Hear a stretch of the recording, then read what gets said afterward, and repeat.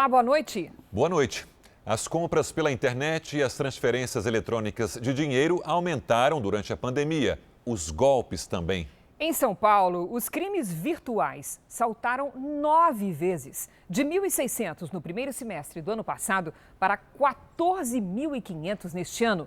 Para as vítimas, o dinheiro simplesmente evapora. Lígia está a pé porque caiu num golpe. Queria comprar um carro para trabalhar. Na internet encontrou o que procurava. Depositou R$ 1.500 de entrada. Pagaria também o guincho para receber o veículo em casa. Mas horas depois de fechar negócio, descobriu que era tudo mentira. Eu vi que era realmente uma empresa idônea, que era de comércio de veículos novos e usados. Então, assim, no começo eu não desconfiei de nada. Eu só vi mesmo que eu vim cair no golpe na hora que eles me bloquearam e eu não tive mais contato nem acesso a eles. Ao exigir o dinheiro de volta, foi ameaçada e procurou a polícia. A principal armadilha ainda é o preço baixo. Os golpistas oferecem ainda facilidade de pagamento, entrega imediata, nada de burocracia. Com pressa, tem gente que não verifica o CNPJ de quem está vendendo o produto, a situação da empresa nos órgãos de defesa do consumidor, o endereço físico e a avaliação de outros clientes. Alguns bens de consumo, e o carro é um deles, ele exige uma série de cautelas maiores por conta daquele que quer comprar e até mesmo daquele que quer vender. Nesse ano, os golpes pela internet cresceram 769% em São Paulo. Foram 14.534 casos de estelionato virtual até julho. No início da semana, a polícia prendeu em São Bernardo do Campo, no ABC Paulista, uma quadrilha especializada em criar falsos leilões virtuais. Os estelionatários contavam com programadores de sites e até com atendentes de centrais telefônicas clandestinas. A suspeita é que aproximadamente 50 mil pessoas já foram vítimas desse tipo de crime. A moto, no site tinha o valor de um lance inicial de R$ 25.400 e logo foi arrematado por esse mesmo valor inicial. E na esfera civil, fica complicado rever esse dinheiro porque já evaporou. Veja agora outros destaques do dia. Disputa entre facções cria cena de guerra no centro do Rio. Bolsonaro reúne ministros para definir Renda Brasil. Furacão Laura provoca mortes e destruição nos Estados Unidos. Mulher pode ser a primeira a eliminar o HIV sem tratamento.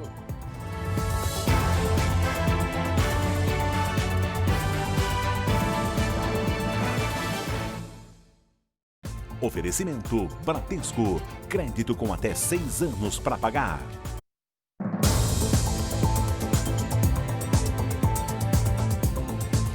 Foram mais de 24 horas seguidas com tiroteios, invasões de prédios, reféns e vítimas no centro do Rio de Janeiro. Desde ontem, uma disputa entre facções criminosas para invadir o complexo de São Carlos, no centro da cidade, provoca tensão e caos. Uma mulher morreu ao tentar proteger o filho. É guerra na região central do Rio. No começo da tarde, policiais enfrentaram traficantes e tentaram se proteger. Da janela, os moradores dos bairros do Catumbi e do Rio Comprido registraram os confrontos. Acuados no complexo de São Carlos, os criminosos desceram o asfalto, invadiram prédios e fizeram famílias reféns. Não, nós só quer se entregar, mano. Chama o jornal, moço, eles vão se entregar. Ele tá passando mal. Chama a ambulância. Mano, nós só quer se entregar, mano. Com o cerco da polícia, os criminosos se renderam. Tinha um criminoso de alta periculosidade que seria possivelmente o futuro dono aqui dessa região. Estavam fortemente armados, prontos para o enfrentamento. Mais cedo, neste outro vídeo, a vítima foi um senhor de idade. Estamos saindo sem resistir à prisão. Este carro com marcas de tiros foi usado por criminosos em fuga.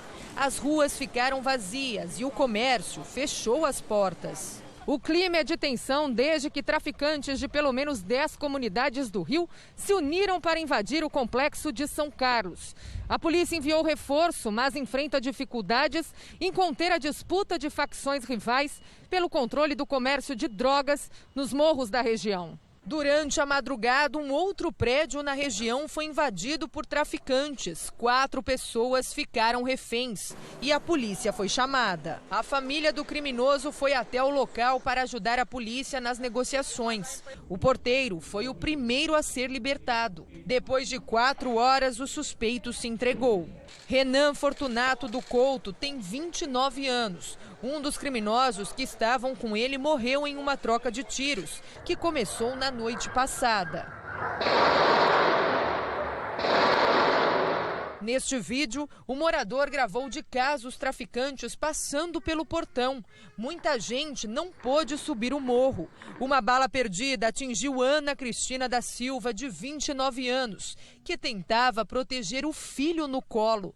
Ela foi levada ao hospital, mas não resistiu. O patrulhamento continua reforçado nos acessos ao complexo de São Carlos, na região central do Rio. O repórter Rael Policarpo tem as informações ao vivo do local. Boa noite, Rael. Boa noite, Cris. Boa noite a todos. Isso mesmo. Neste momento, a polícia não pode deixar a região, pois há informações que traficantes rivais continuam no interior da comunidade, o que gera risco de novos confrontos. O momento mais tenso do dia, Cris, foi quando os policiais conseguiram render os criminosos que, na fuga, invadiram uma casa e fizeram a moradora refém. Foram 4 criminosos que se renderam, entre eles o homem apontado como o chefe dessa invasão ao complexo do São Carlos, onde nós estamos. Ele estava com a perna machucada e, sob custódia, foi levado numa espécie de rede até a ambulância. Logo depois, eu consegui conversar com exclusividade com a mulher, que ficou quase 6 horas sob a mira dos criminosos. Em todo momento eu pensei que eu ia morrer. Por quê? Tinha um que era muito agressivo. Teve um momento que ficou muito tenso quando ele viu que os policiais secaram a casa. Foi o pior momento da minha vida. A Polícia Federal prendeu 8 pessoas ligadas a um dos maiores distribuidores de cocaína do Brasil. Entre os detidos estão a mãe, a ex-mulher e os filhos de Jarvis Pavão. Ele comanda o tráfico internacional de drogas de dentro da penitenciária. Os agentes precisaram arrombar o portão da casa, alvo da Polícia Federal em Campo Grande, no Mato Grosso do Sul. Lá dentro, cômodos amplos e confortáveis e área de lazer com piscina e banheira de hidromassagem. Documentos foram apreendidos, além de armas e uma coleção de relógios de luxo. 2 pessoas foram detidas. A operação também prendeu pessoas ligadas ao traficante em Mato Grosso do Sul, na fronteira com o Paraguai, em Santa Catarina, Brasília, Paraná, São Paulo e Rio de Janeiro. Todos os presos teriam ligação com uma organização criminosa liderada pelo traficante Jarvis Pavão, conhecido como o rei da fronteira entre Brasil e Paraguai. Ele também é investigado por envolvimento na morte do traficante Jorge Rafá, numa emboscada em 2016. O motivo seria a disputa pelo controle do tráfico na região. Investigações da Polícia Federal revelaram que, mesmo cumprindo pena em um presídio federal em Brasília, Jarvis Pavão continuava a comandar o tráfico de drogas na fronteira com o Paraguai. Para isso, contava com apoio inclusive da família, que servia à organização criminosa. Hoje, durante a operação, a ex-mulher, filhos e até a mãe do traficante foram presos. Todos os familiares dele vem ostentando essa riqueza oriunda do tráfico de drogas há anos, né? A Justiça Federal pediu o bloqueio de mais de 300 milhões de reais em bens que pertenciam à organização criminosa liderada por Pavão. O caminho para enfrentar o tráfico de drogas é tirar o poder, é destruir a parte financeira da organização criminosa. Uma empresa de transportes e muitas suspeitas. Mesmo com documentos alterados em contratos e endividada com a União, ela aparece como uma das preferidas em contratos com grandes órgãos públicos federais. 2 transportadoras, o mesmo endereço e os mesmos donos. É nesse galpão, em Duque de Caxias, na Baixada Fluminense, que ficam as sedes da Rodofly Operador Multimodal e a Rodolog Transportes Multimodais. empresas que atuam na área de logística, transporte e distribuição de produtos. A Dalgiso Maia Neto e a Oliveira Alves Holding Eireli, uma empresa representada por Luiz Cláudio de Oliveira, aparecem como os únicos sócios delas. A Rodolog possui contratos com órgãos federais, como a Marinha e o Instituto Brasileiro de Geografia e Estatística, o IBGE.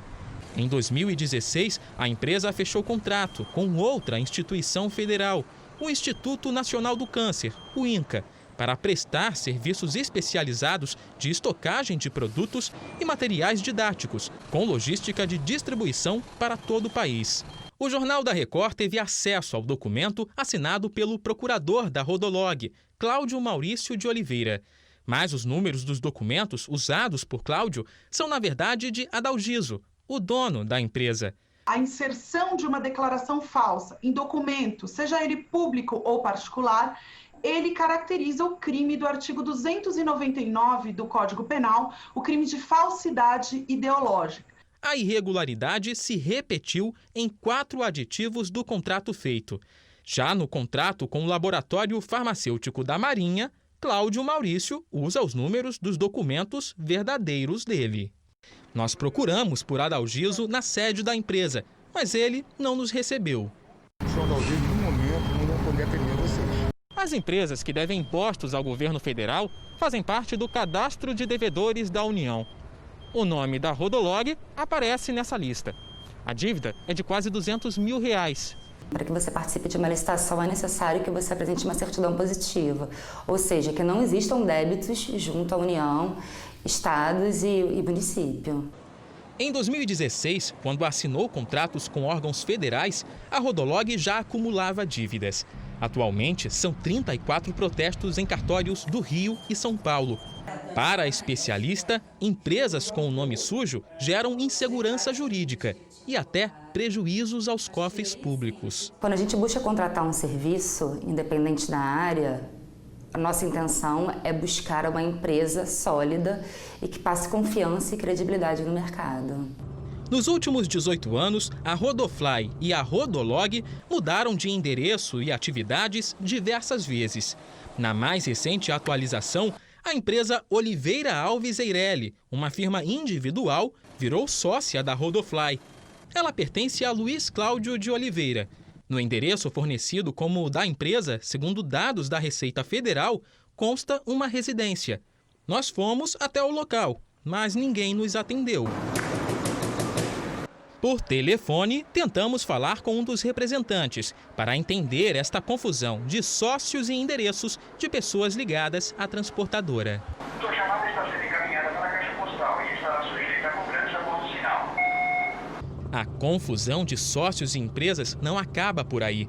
Recentemente, a Dalgiso assinou contrato com a Rio Galeão Log para a abertura de uma filial da Rodolog nos armazéns do Aeroporto Internacional do Galeão. O registro na Receita Federal foi feito em dezembro de 2019. Em julho desse ano, a Dalgiso aparece no Diário Oficial da União como representante da Rodolog e fiel depositário do armazém, ou seja, responsável legal pelas cargas depositadas no local. Mas no dia seguinte, deixa de ser sócio e abre outra empresa, que se torna sócia da Rodolog. A finalidade é exatamente evitar que o patrimônio do sócio, como pessoa física, seja atingido por eventuais dívidas da pessoa jurídica. Os vários endereços e empresas ligados à Rodofly confundem até a justiça. A transportadora é alvo de um processo movido por uma grande indústria de cosméticos sediada no estado de São Paulo. Houve dificuldade para encontrar o verdadeiro endereço da sede da transportadora para entregar a citação judicial. A empresa tinha um contrato com a Rodolog para fazer a entrega de produtos no Rio de Janeiro. Em 2018, abriu concorrência e outras 2 transportadoras ganharam. Segundo a denúncia da indústria de cosméticos, a Rodolog se recusou a assinar o distrato. A empresa de cosméticos entrou com uma ação no Fórum de Cajamar, em São Paulo, para pedir o cancelamento da cobrança indevida dos títulos. O juiz concedeu liminar e mandou os cartórios suspenderem os protestos. A ação ainda não tem sentença.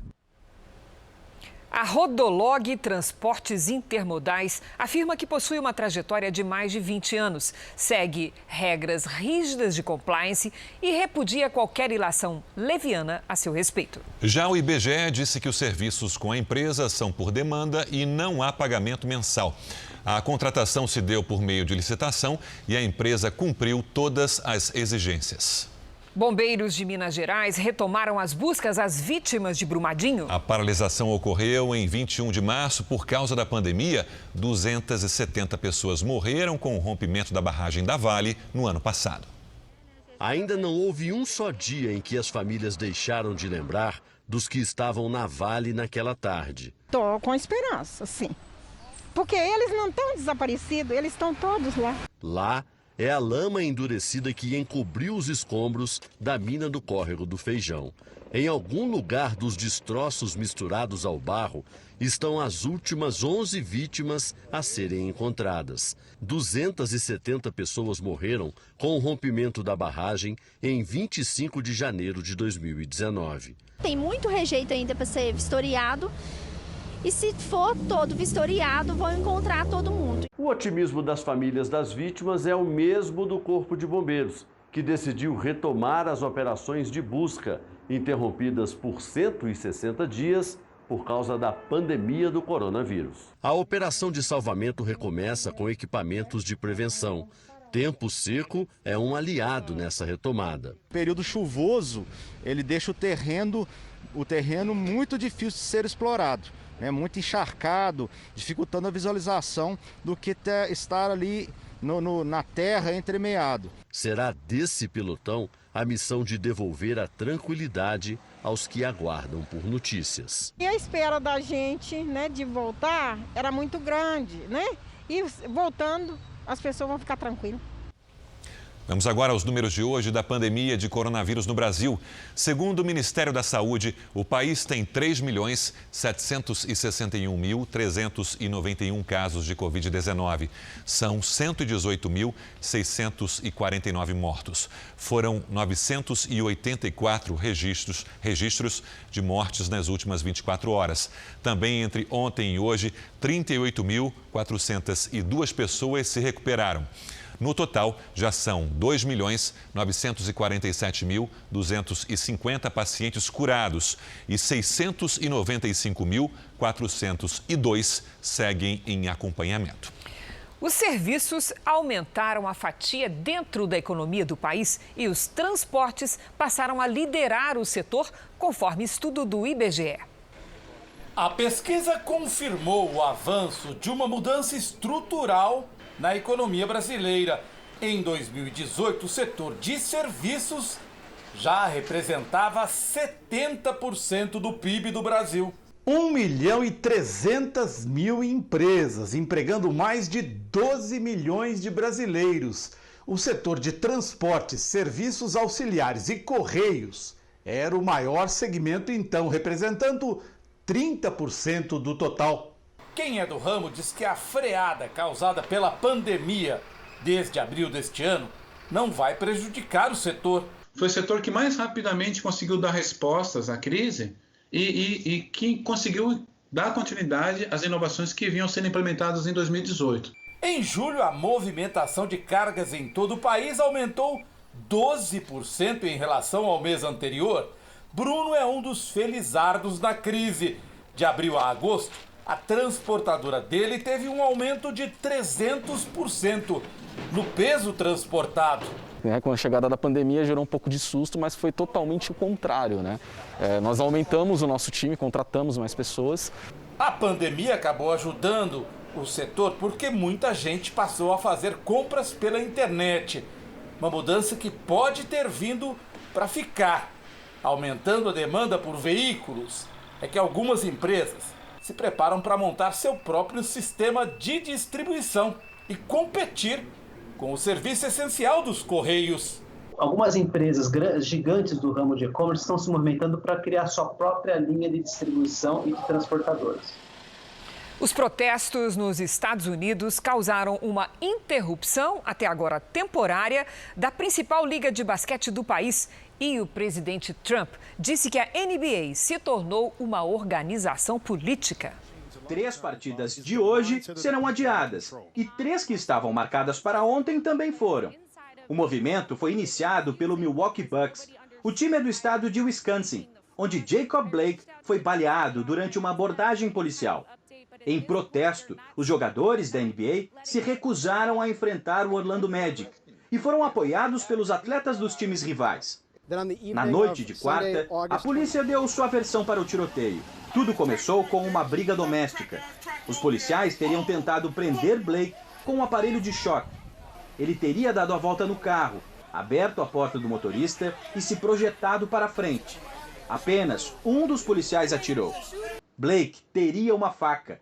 A explicação não impediu novas paralisações no calendário esportivo. Atletas do basquete feminino também protestaram e pararam. O mesmo aconteceu com o beisebol, o tênis e até com o futebol dos Estados Unidos.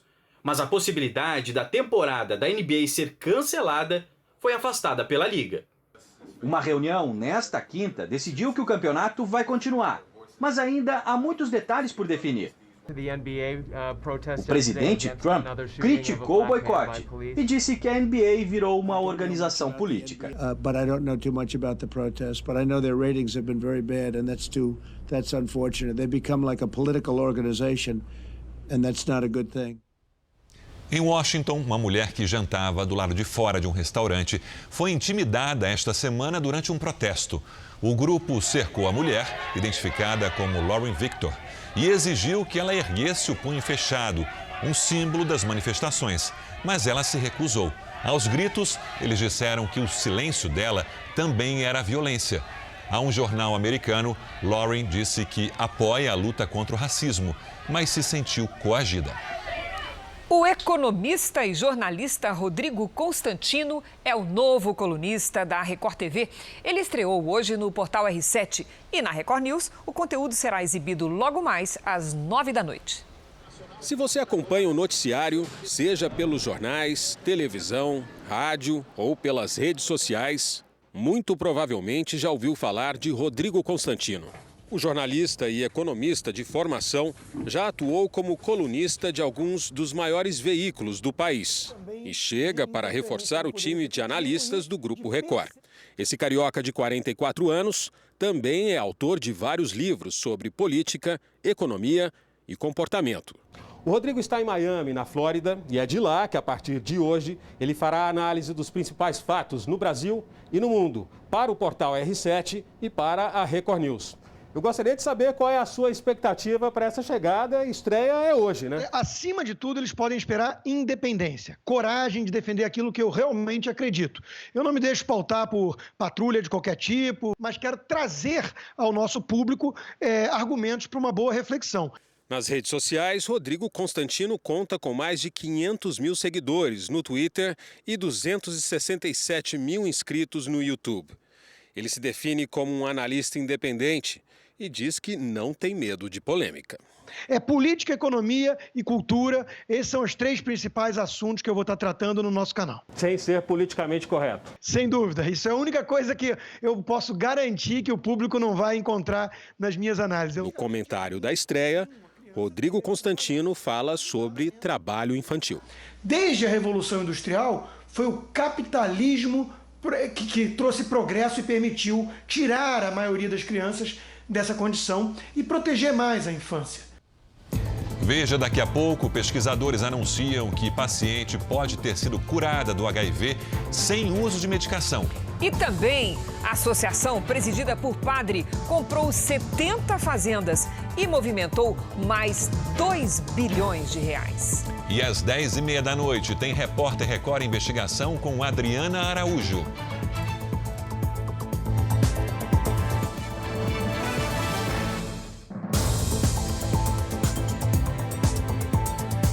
O presidente Jair Bolsonaro fez hoje mais uma viagem rápida, desta vez ao Paraná. Ele foi a Foz do Iguaçu para lançar a obra de duplicação da rodovia que leva às cataratas. O presidente foi recebido por apoiadores, tirou fotos por cerca de 20 minutos e depois seguiu para o evento. Bolsonaro veio a Foz do Iguaçu para o lançamento da pedra fundamental que simboliza o início das obras de duplicação da BR-469, um investimento de quase 140 milhões de reais. Grande parte dos recursos será financiada pela Itaipu Nacional, 136 milhões de reais. O restante, 4 milhões, pelo governo do Paraná. Obviamente, as obras aqui, aeroporto, duplicação de pista, entre outras, vão potencializar o turismo para essa área. Coisa que o Gilson da Embratur está vibrando, bem como o Marcelo Alvo Antônio, nosso quase ex-ministro do turismo, porque o turismo quase foi a pique com a pandemia, mas que está se recuperando agora e vai, obviamente, chegar aos mesmos níveis que se encontrava no início do corrente ano. Um dia depois de criticar a proposta do Renda Brasil, apresentada pela equipe econômica do governo, Bolsonaro fez um elogio aos seus ministros, sem citar nomes. Não é difícil comandar o Brasil quando se tem uma equipe de ministros como nós temos, bem como contamos com a maioria do parlamento brasileiro para que essas obras, para que o Brasil possa realmente sair da situação difícil que se encontra. Bolsonaro vai se reunir com ministros amanhã para mais uma rodada de discussões sobre a prorrogação do auxílio emergencial. Detalhes do Renda Brasil também estarão na pauta. O programa, que deve substituir o Bolsa Família, tem causado discordância entre o presidente e a equipe econômica. Paulo Guedes manteve a rotina de trabalho nesta quinta-feira. Da Granja do Torto, em Brasília, local onde tem morado durante a pandemia, participou de reuniões por videoconferência. Guedes, de 71 anos, é do grupo de risco para a Covid-19 e é um dos ministros que ainda não tiveram a doença. O momento é turbulento. Ontem o ministro ouviu uma crítica pública do presidente Jair Bolsonaro e ainda foi convocado pelo Senado para dar explicações por ter chamado de crime a decisão dos parlamentares de derrubar o veto presidencial que proibia o reajuste do salário de servidores até o fim do ano que vem. A Câmara manteve o veto. Depois de ver a proposta de criação do Renda Brasil recusada por Bolsonaro, o ministro Paulo Guedes e a equipe econômica trabalham em busca de alternativas. A recomendação do presidente é para manter os atuais programas sociais e, mesmo assim, criar o Renda Brasil. O desafio é buscar novas fontes de financiamento para o programa, em meio a um orçamento público já no vermelho. Antes de fechar a proposta, a prioridade do governo é bater o martelo sobre a prorrogação do auxílio emergencial. R$ 300 é o valor buscado pelo presidente. Uma reunião de Bolsonaro com ministros para tratar do assunto está prevista para amanhã. Embora todos no Palácio do Planalto e no Ministério da Economia digam que o clima está tranquilo, no Congresso Nacional, o sentimento de líderes é que a relação entre Bolsonaro e Guedes está complicada e que o presidente estaria insatisfeito com o trabalho do ministro. No começo da noite, o presidente participou da cerimônia de posse do ministro Humberto Martins como presidente do Superior Tribunal de Justiça. Vamos a Brasília com o repórter Clébio Cavagnoli. Boa noite, Clébio. Boa noite, Cristina, Sérgio, boa noite a todos. O ministro assume a presidência do STJ para uma gestão de 2 anos. A cerimônia foi repleta de autoridades. O presidente Jair Bolsonaro, os presidentes do Senado e da Câmara, Davi Alcolumbre e Rodrigo Maia, além do presidente do STF, Dias Toffoli, abriram mão de participar por videoconferência e foram pessoalmente ao evento. Para garantir a segurança dos convidados em meio à pandemia, foram instaladas divisórias de acrílico entre as cadeiras. Humberto Martins prometeu uma gestão participativa e focada na modernização tecnológica. De Brasília, Clébio Cavagnoli. Obrigada, Clébio. Representantes de diversos setores da economia brasileira participaram hoje de audiência pública na Comissão do Congresso, que discute a reforma tributária. Em comum, eles querem evitar o aumento de impostos. Simplificação de impostos e redução da carga tributária. Para o setor produtivo, a reforma deve atender principalmente estes 2 pontos.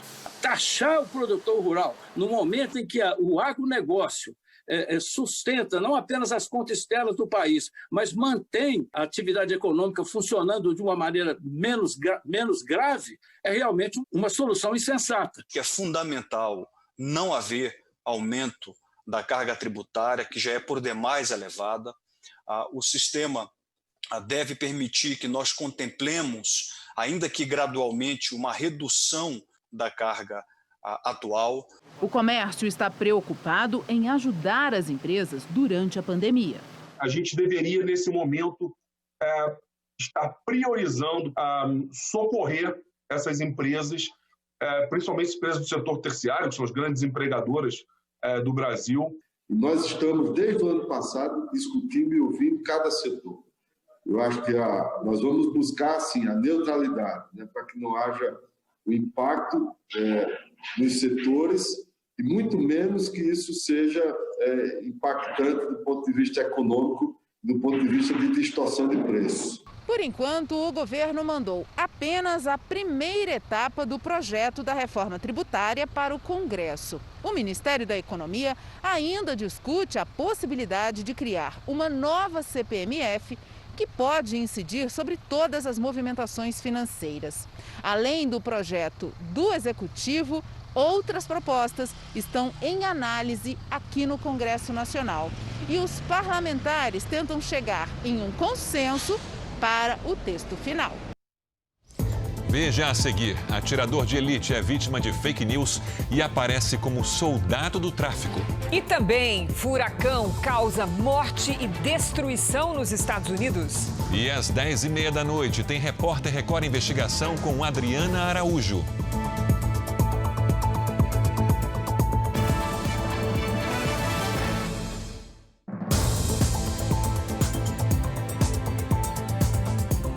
Jovem, negro e pobre. Esse é o perfil da vítima mais frequente da violência no Brasil.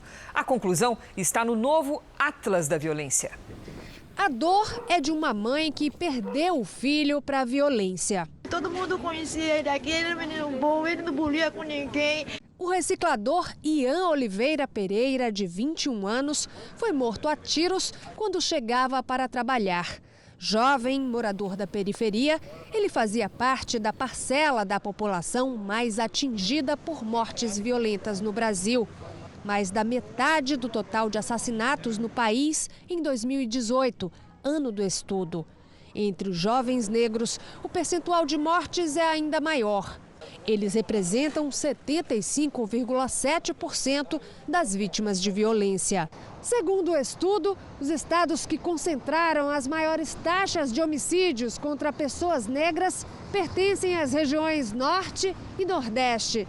No período de 10 anos, o percentual de assassinatos saltou de 34 para 37,8 por 100 mil habitantes.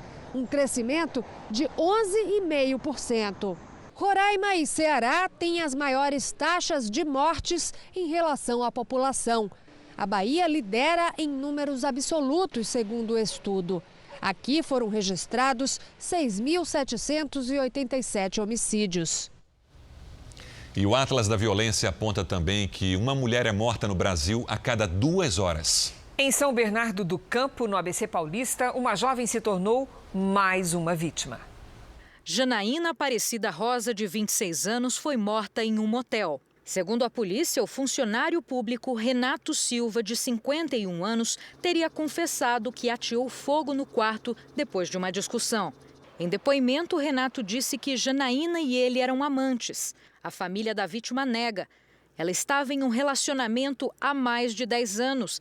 A minha filha chama de tio, tão próximo que ela é da gente. Nunca imaginei que isso um dia acontecer. Janaína se enquadra no perfil de mulheres assassinadas divulgado hoje. Segundo o estudo, uma mulher é morta no Brasil a cada 2 horas e 68% das vítimas são negras. O estudo também revelou que entre 2008 e 2018, enquanto a taxa de homicídios de mulheres não negras caiu 11,7%, a taxa entre as mulheres negras aumentou 12,4%. Um atirador de elite que foi à guerra na Síria e hoje vive no Brasil procurou a polícia no Rio de Janeiro. Ele é falsamente identificado como instrutor de tiro do tráfico. Na guerra da Síria, Robin Zen lutou ao lado do exército mais bem treinado do mundo. Os soldados das Forças Especiais Americanas. Atirador experiente, conhecido como sniper, enfrentou confrontos em zonas de risco. Há quase 3 anos, se afastou dos conflitos e escolheu viver no Rio de Janeiro. Mas aqui tem combatido, nos últimos dias, outro inimigo: as fake news. Nesta semana, Robin descobriu que era citado em um grupo de mensagens de uma rede social. As postagens diziam que ele era morador de uma comunidade e que teria sido contratado para treinar traficantes de uma organização criminosa. Foi um amigo quem alertou sobre os compartilhamentos na internet. Robin conta que ficou assustado ao ver as fotos e os comentários sobre ele. Depois que Robin caiu na mira do grupo, ficou preocupado porque, além da identidade, os dados pessoais dele também foram expostos. Até o número do telefone foi divulgado no grupo com cerca de 50 pessoas. Agora, o alemão teme que essa confusão toda manche a imagem dele como um ex-atirador de elite das forças especiais. Ele procurou a delegacia para registrar que foi vítima de uma fake news e a polícia já investiga o caso. O sniper garante que nunca teve envolvimento com o crime. Agora, ele diz que pretende aproveitar a repercussão para realizar um sonho: abrir aqui no Brasil uma empresa e ensinar agentes de segurança o que aprendeu nas guerras.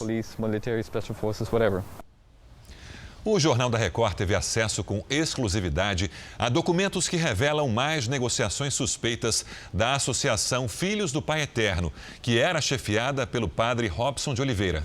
O Ministério Público de Goiás afirmou hoje que o valor movimentado pela AFIP nos últimos 9 anos foi atualizado e agora chega a 2 bilhões e 200 milhões de reais. Este morador, que prefere não ser identificado, lembra que na época todos ficaram surpresos com a ordem de despejo. O padre Robson, da FIP, comprou aqui essa área. No documento, a associação pede à Justiça a desocupação de um terreno em Goiânia, que havia sido comprado por ela por R$ 1.780.000. A desocupação foi suspensa judicialmente para alívio das 60 famílias que moram na área há mais de 2 décadas. Tudo que eu tenho está aqui, sabe? Eu não tenho outra moradia. Esse é só mais um dos patrimônios milionários que a FIP teria adquirido ao longo dos anos com dinheiro da doações de fiéis. Os pagamentos deveriam ter sido usados na construção da nova Basílica de Trindade, que ainda está em fase de fundação. Os promotores já identificaram que a associação, que era presidida pelo padre Robson de Oliveira, comprou pelo menos 70 fazendas. A mais cara, avaliada em 90 milhões de reais. Até agora, a investigação apontou que a FIP está ligada a pelo menos 1.200 transações imobiliárias. São terrenos, fazendas, casas em condomínios e imóveis de luxo. Uma delas chamou a atenção dos promotores. O Clube Raio de Sol fica numa localização estratégica, às margens de uma rodovia que dá acesso ao município. Nas redes sociais, são vários os relatos de sócios que se sentiram lesados com a venda do principal clube recreativo da cidade. O valor já movimentado pela associação foi atualizado pelo Ministério Público e chega a 2 bilhões e 200 milhões de reais. Aproximadamente 100 milhões de reais teriam sido sacados em espécie das contas da fundação. É impossível saber o dinheiro em espécie, salvo quando se tem uma filmagem, alguma outra questão fortuita que se encontra a entrega desse dinheiro, ninguém é capaz de indicar. E por que tanto uma movimentação tão expressiva em espécie? A Associação Filhos do Pai Eterno informou que seu estatuto permite a compra do terreno e do clube mencionados na reportagem e que todas as informações serão esclarecidas à Justiça. A defesa do padre Robson de Oliveira disse que o religioso é o maior interessado na verdade e na transparência. O produtor musical e instrumentista Arnaldo Sacomani morreu hoje no interior de São Paulo. Ele tinha 71 anos e sofria de insuficiência renal. Foram mais de 50 anos atuando na indústria fonográfica. Arnaldo Sacomani foi responsável pela trajetória musical de grandes bandas e cantores. Entre eles, Ronivon, de quem era um grande amigo. E participou de uma homenagem ao cantor no programa da Sabrina. Sacomani atuou como jurado de programas de TV e estava afastado por causa da pandemia. Arnaldo Sacomani morreu em seu sítio, na cidade de Indaiatuba. Deixa mulher e 2 filhas. Goiânia é a capital mais seca do Brasil nesta quinta-feira, Com umidade do ar abaixo de 12%, a cidade entrou em nível de emergência. Lidiane, a frente fria que está no sul vai aliviar essa situação? Infelizmente não, viu, Cris? Boa noite para você, para o Sérgio, para todo mundo que nos acompanha.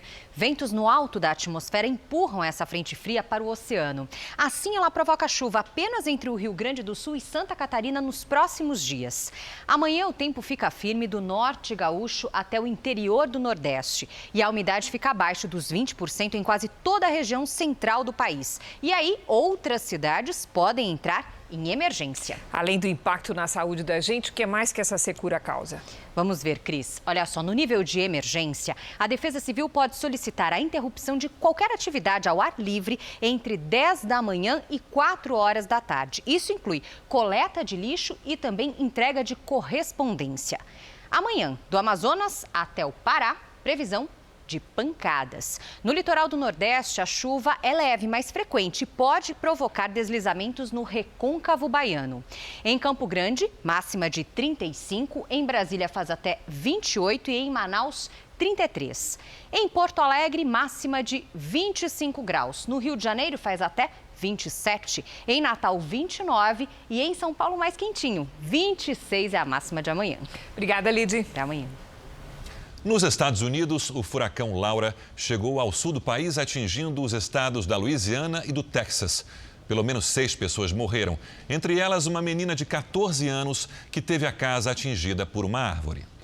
O fenômeno tocou a terra com ventos de até 240 km por hora, classificado como categoria 4 de 5, e prejudicou as operações em pelo menos 13 aeroportos. Casas e comércios foram danificados, diversas áreas estão alagadas. Mais de 700 mil pessoas ficaram sem energia elétrica nos estados de Louisiana e Texas. Uma fábrica de cloro foi atingida pelo furacão, liberando uma nuvem de fumaça tóxica em Louisiana. O governador pediu para que os moradores da região fiquem em casa com as janelas e portas fechadas. Ao longo do dia, o fenômeno perdeu força e voltou a ser uma tempestade tropical. Agora segue para outros estados americanos. De acordo com o Centro Nacional de Furacões daqui dos Estados Unidos, a temporada de tempestades no Atlântico vai até novembro e deve ser uma das mais severas da história. Laura foi a mais forte a atingir a região em mais de um século e a 12ª de 25 previstas. O presidente Donald Trump considera visitar a região no fim de semana para avaliar os danos. Antes de chegar ao país, a tempestade provocou a morte de mais de 20 pessoas no Haiti e na República Dominicana.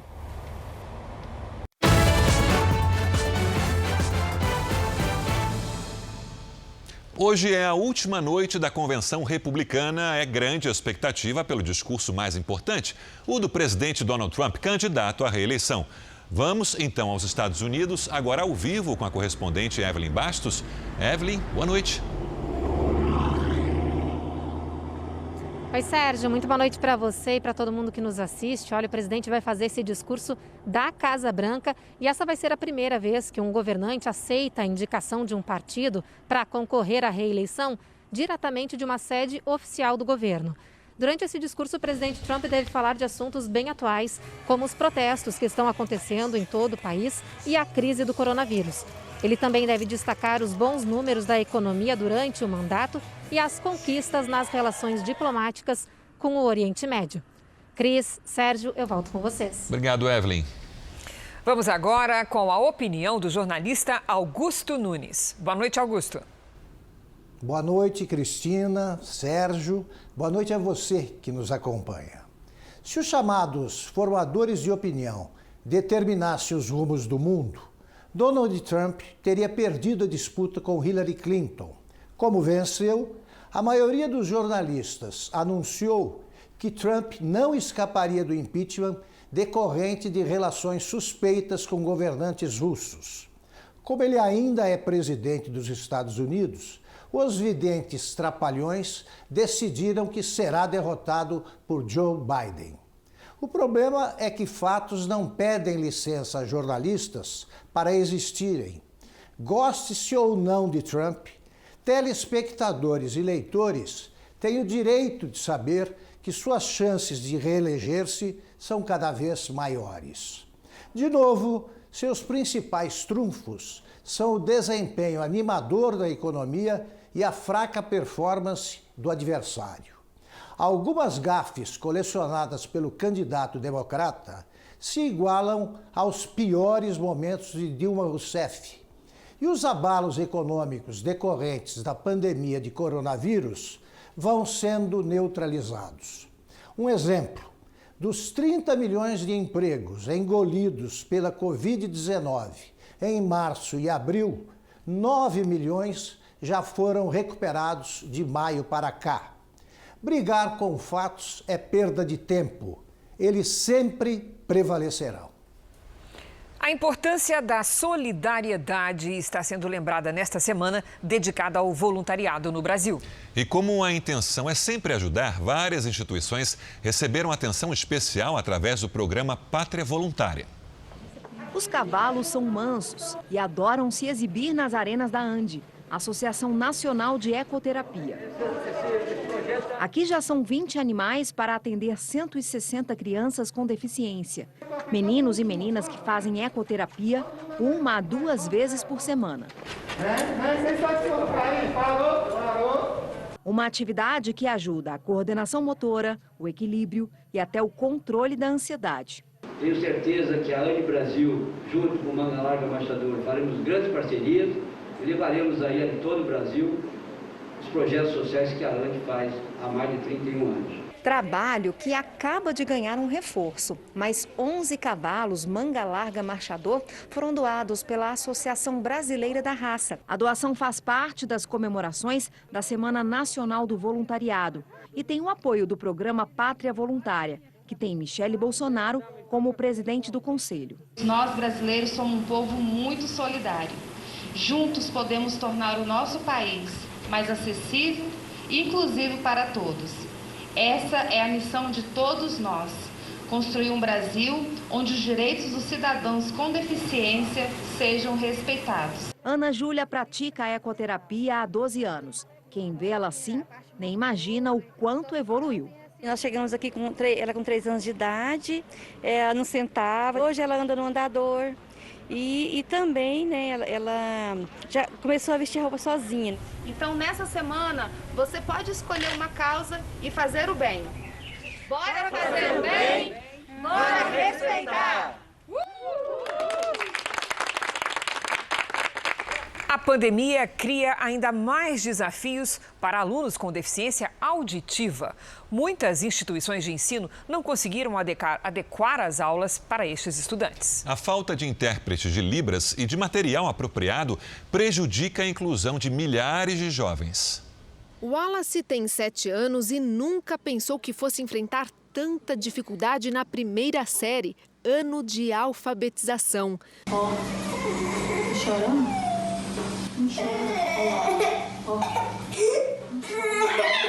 O menino tem um grau de surdez severo.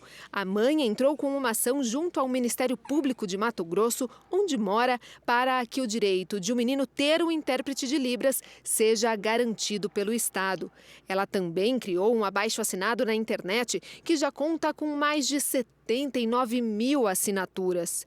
É revoltante você ver seu filho ali sendo jogado de lado, porque ele está sendo jogado de lado, porque eles tiveram tempo para pensar nos alunos normais, né? Por que não tiveram tempo para pensar para as crianças especiais? Só no ensino básico, o Brasil tem hoje mais de 50 mil alunos com deficiência auditiva, surdos ou surdos cegos. São Paulo, Minas Gerais e Rio Grande do Sul são os estados que lideram em número de alunos matriculados na rede estadual. E a educação à distância, ampliada pela pandemia, traz novos desafios. Adaptar o ensino online para esses alunos é mais fácil do que parece. Com a distância, a barreira da máscara já não existe. Muitos conseguem entender o que é dito pela expressão facial. Outros dependem exclusivamente da Libras. Em qualquer um dos casos, a comunicação visual é muito importante. Por isso, a forma com que tudo aparece na tela faz toda a diferença. A gente precisa pensar assim, qual é a necessidade específica de cada indivíduo. É importante que esse intérprete esteja íntegro e aparecendo na tela toda, porque senão não adianta ter um quadradinho pequenininho com alguns sinais, porque o surdo não vai aprender apenas com um foco, né, muito pequeno, onde ele vai estar enquadrado. O diretor pedagógico dessa escola em São Paulo, que só atende adolescentes surdos, entende que sem o profissional com formação em Libras, a aprendizagem vai ser comprometida. É uma situação complicada, difícil, né? Eu acredito assim que a criança surda ela vai ter muitas perdas e com certeza essas perdas refletirão no futuro dela. Numa fase tão importante para o desenvolvimento da criança, os sinais de Wallace mostram a importância do acesso ao ensino. Ele falou que quer intérprete na escola, né? Na escola. Precisa. Eu só quero que a lei seja cumprida. Só isso, mais nada. Uma mulher portadora do vírus HIV há quase 30 anos pode ser a primeira pessoa curada da AIDS sem qualquer tipo de tratamento. Segundo uma pesquisa publicada na revista científica Nature, a norte-americana de 66 anos conta naturalmente com genes capazes de bloquear a reprodução do HIV no organismo. Outros 63 pacientes participantes do estudo tiveram resultado semelhante. Os cientistas também sugerem que infectados que fizeram terapia antirretroviral por muitos anos possam ter a mesma resposta imune, a ponto de não precisar mais de remédios. O Jornal da Record termina aqui. Ainda hoje, às 10h30, tem Repórter Record Investigação com Adriana Araújo. E à 00:30 tem mais Jornal da Record. Fique agora com a novela Apocalipse. A gente se vê amanhã. Até lá. Boa noite e até amanhã.